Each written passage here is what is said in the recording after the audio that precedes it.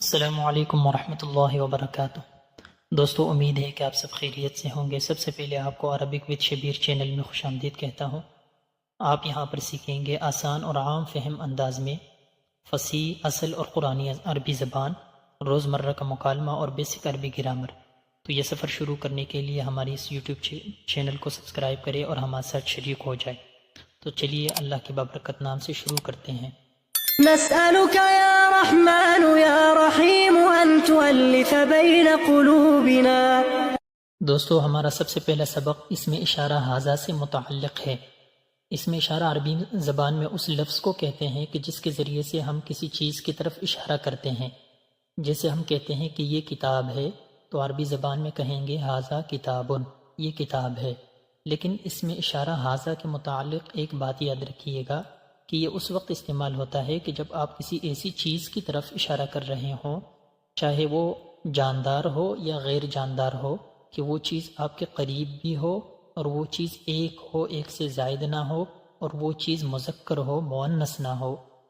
جیسے آپ کہتے ہیں کہ یہ کتاب ہے تو اس طرح کہیں گے ھذا کتابن، یہ آدمی ہے، ھذا رجل، یہ قلم ہے، ھذا قلم، یہ کرسی ہے، ھذا کرسی، یہ دروازہ ہے، ھذا باب، یہ کھڑکی ہے، ھذا شباک، یہ گھوڑا ہے، ھذا فرس، فرس عربی میں گھوڑے کو کہتے ہیں۔ اسی طرح عربی میں گھوڑے کو حصان بھی کہتے ہیں اور عربی میں گھوڑے کو خیل بھی کہتے ہیں۔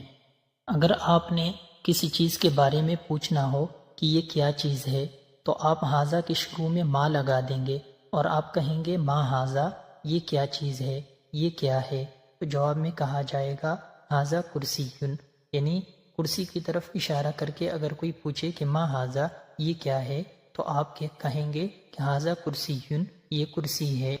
اور اگر کسی آدمی کی طرف اشارہ کر کے پوچھنا ہو کہ یہ کون ہے تو آپ کہیں گے من ھذا، یہ کون ہے؟ جواب میں کہا جائے گا ھذا خالد، یہ خالد ہے، یا ھذا طالب، یہ طالب علم ہے۔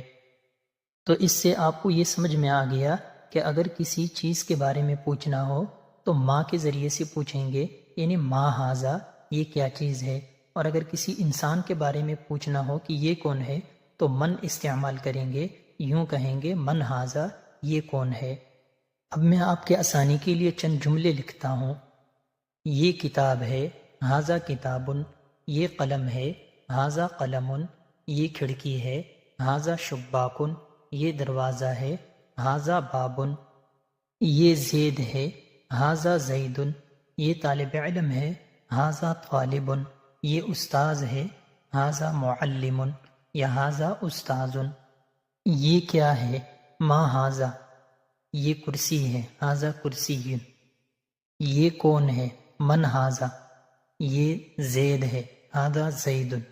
اب میں آپ کے لیے چند الفاظ لکھ دیتا ہوں، آپ اس کے ساتھ اسی کے مطابق جیسے میں نے آپ کو سمجھایا ھذا یا ما ھذا یا من ھذا کے ساتھ اس کو استعمال کریں۔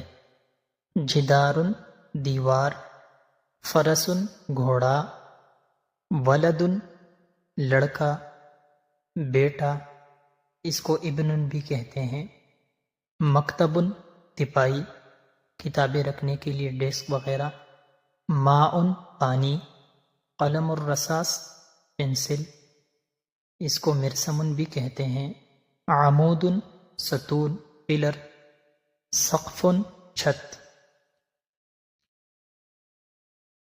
باب، دروازہ، شباک، کھڑکی، حارس، چوکیدار، حصان، گھوڑا، اب یا والد، والد۔ بس آج کے لیے اتنا ہی کافی ہے۔